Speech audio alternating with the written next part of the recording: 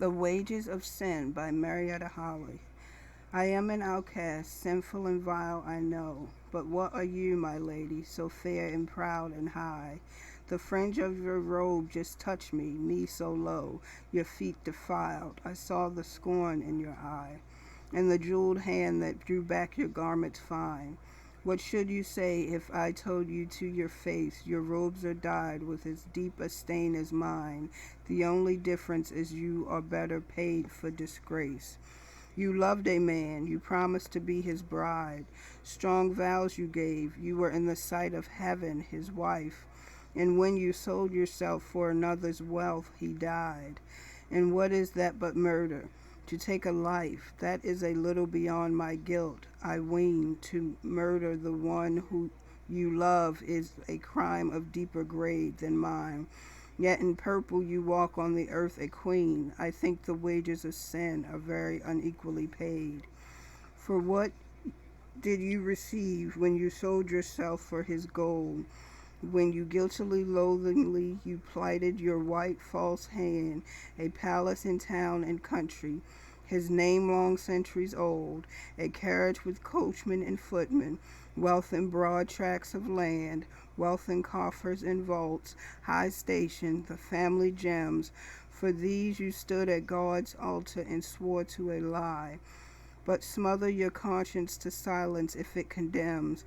With this you are liberally paid for your life of infamy. What wages did I receive when I gave myself for his love, so young, so weak in loving him so? What did I get for my sin, O merciful God above?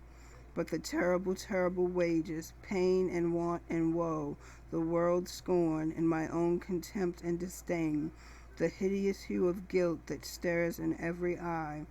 Like you I cannot broader with gold my garment stain. You see, my lady, you get far better wages than I. To your constancy to sin you far exceed my power. Since that day marked with blackness from other days, the day before your marriage, never since that hour have I heard his voice, have I looked upon his face, for I threw his gold at his feet and stole away, anywhere, only out of his sight, longing to hide from the mocking glare of the day, longing to cover my eyes forever away from the light. And long I strove to hate him, for I thought I was so young, a friendless orphan left to his care. It was a terrible sin that he had wrought, and since I had the burden of guilt to bear, it was even enough without the wild despair of love.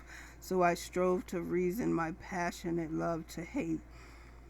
Can we kneel with tears and bid the strong sun move away from the sky? It is vain to war with fate. That a hard life I have lived since then, 'tis true. My hands are unblackened by sinful wages since that day. And my baby died. I was not fit, God knew, to guide a sinless soul, so he took my bird away.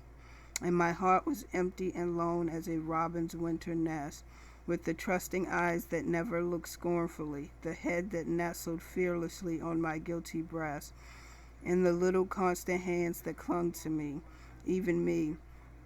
But I knew it were best for God to unclasp her hand from mine, while yet she clung to it in trust, than for her to draw it from me, live to understand, blush for her mother. Had she lived, she must.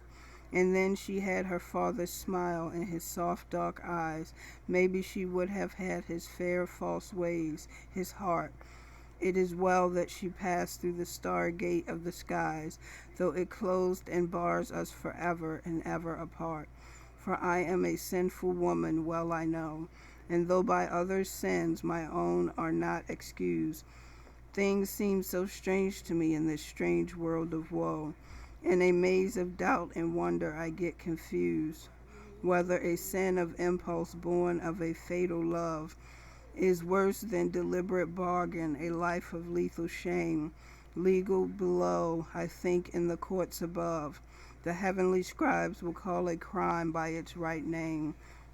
But we stand before the wise judgment seat of the world, and it calls you pure, that in your pearl gemmed breast all saintly virtues meet, holier than other holier women, higher, truer, so sweet a creature, an angel in woman's guise. They would not wonder much, through much they might admire, should you be caught again up to your native skies from an alien world in a chariot of fire. So we stand before the tender judgment seat of the world, and it calls me vile, so low that it is a wonder God will let his joyous sunshine gild my guilty head with its smiles. An outcast barred beyond the pale of hope, beyond the lamp of their mercy's flickering light. They would scarcely wonder if the earth should open and swallow up the wretch from their vexed sight. Before another judgment seat, one day we will stand, you and I, my lady, and he by our side. He who won my heart, who held my life in his hand, he who bought you with gold to be his bride. Before an assembled world we shall stand, we three, to meet from the merciful judge our doom of weal or woe.